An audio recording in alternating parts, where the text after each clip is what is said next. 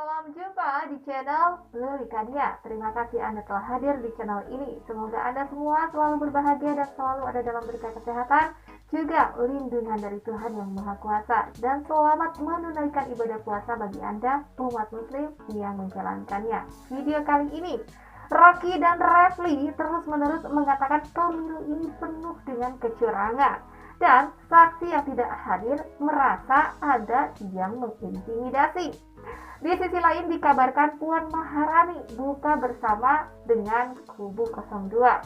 Dan ada pernyataan mengejutkan juga dari Kodari yang biasanya ini disebut sebagai dukun politik. Apakah pernyataannya kali ini akan terjadi? Mari kita simak. Pertama, kita untuk mencari keadilan satu lewat hak angket. Seandainya hak angket itu pun gagal, kan ada lewat MK. Seandainya di MK kita tidak menemukan keadilan, tidak mendapatkan keadilan, maka satu-satunya jalan adalah people power. Masih ada episode lainnya ya. Berani nggak? Jangan kau mau enak aja, kamu jadi presiden kan ente, ya, wakil presiden ente. Kok kita suruh berkorban? Kita pasti mendukung, tapi yang di depan dong. Nabi Muhammad tuh mungkin di depan, bukan dari belakang meja. Dan udahlah, banyak orang yang justru mundur ketika bukan karena hard intimidation tapi soft intimidation. Okay. Udah paham lah yang begitu-gitu. Artinya dia Ini tidak bukan soal yakin malas. dia tidak yakin sendiri dengan apa nilai perjuangannya kalau dia punya sesuatu pendapat yang sangat kuat. Saya juga sering begitu. Saya bilang istri Bang Andi ya, istri saya ini saya udah lama baca itu hadis Nabi ya. Udah lama saya nggak pernah ketemu sama istri ini. Dia larang ada istri 3 perkara yang didahulukan. 1, sholat tepat waktu, itu yang saya baca, mudah-mudahan tidak salah. Kedua, patuh pada orang tua. Ketiga, baru jihad fisabilillah. Saya kan mau membantah, ini kan jihad, ternyata patuh pada orang tua lebih tinggi daripada jihad fisabilillah. Udah diam aja saya. Kalau nggak dapat izin ibunya gimana? Ini semua spekulasi tentang kenapa seseorang bersaksi dan semua ada yang tidak mau bersaksi. Yang tidak mau bersaksi ya sudah, memang pendapatnya tidak relevan. Nggak relevan gimana bang? Sangat relevan. Ya, kita relevan. membutuhkan. Dia tidak mau bersaksi kok. Ini ujung tombak. Ya tadi saya katakan, kalau ibu abang bilang nggak bisa, ibu jantungan, ibu deg-degan, siapa yang berani maju? Jangan-jangan memang ibunya deg-degan. Saya strata kedua, saya bilang strata kedua. Kenapa? Jihad fisabilillah itu strata ketiga. Saya mau menerangkan pada tanggal 20 Januari 2024 sekitar pukul 15 saya beristirahat siang di rumah saya. Ada orang datang mengucapkan Assalamualaikum. Di mana ini Pak? Ya, Di mana? di rumah Pak. Iya di mana? Apapun yang melihat ketujuh orang ini silakan laporkan ke Kapolres terdekat karena mereka sudah menjadi tersangka resmi karena telah menggelembungkan paslon 01 dan mereka adalah anggota KPPS. Jadi silakan kalian laporkan ke Kapolres terdekat karena mereka sudah masuk ke dalam DPO, daftar pencarian orang. Termasuk juga anak-anak Abah yang selalu menyuarakan, yang selalu bilang setidaknya kami berada di barisan orang-orang yang benar. Lihatlah bagaimana alam bekerja. Makanya jadi orang tuh jangan selalu merasa benar, jangan merasa selalu pilihannya paling benar, paling hebat. Kalau 13 juta, kalau 12 juta 900.000 mungkin nggak? Nggak usah 13 juta. Kalau pemilu 2024 nggak mungkin. Oke, tidak mungkin. Banyak betul. Kalau misalnya 13 juta 800.000, akhirnya kita berpikir dalam teori limits itu. Berapa yang signifikan itu? Modeling.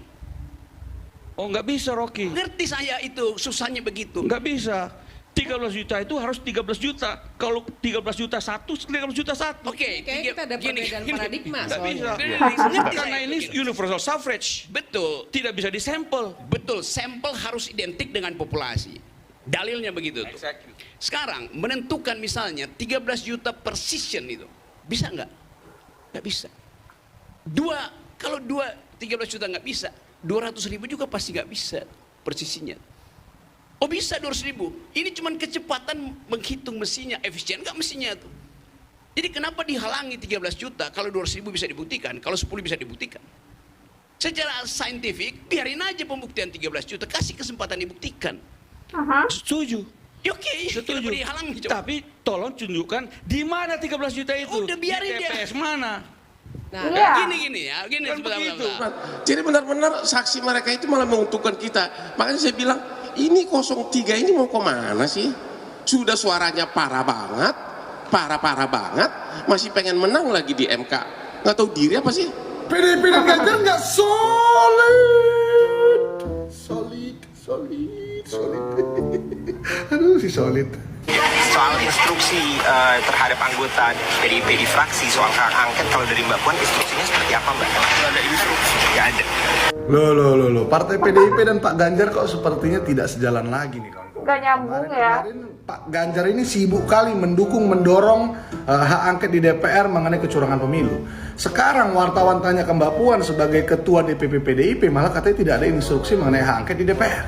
Ya kan, terus ini ada beritanya nih ya, Bang Adian bilang sampai hari ini masih menunggu instruksi dari ketum partai PDIP Bu Megawati mengenai hak angket. Berarti kan tidak ada instruksi. Terus kalau kita lihat kemarin Pak Ganjar mendukung dan mendorong hak angket di DPR, lah itu instruksi dari siapa? Apa bisa kita bilang instruksi dari diri dia sendiri untuk menang? Marani justru datang ke buka puasa kubu 02, padahal pasukan dia lagi berkelahi di Mahkamah Konstitusi. Ya MK tetap kepada soal selisih angka dan ini tidak terbukti, dan yang kedua tidak bisa masuk kepada hal-hal yang di luar wewenangnya MK seperti yang diatur oleh Undang-Undang Nomor 7 Tahun 2017 gitu. Jadi tadi siang kan ada perdebatan mengenai judicial activism dengan judicial restraint gitu ya. Nah, setahu saya tahun 2019 itu ujungnya Pak Bib, MK itu walaupun di depan seperti seolah-olah judicial activism, oh iya silakan saksi ngomong, silakan, oke menteri kita panggil.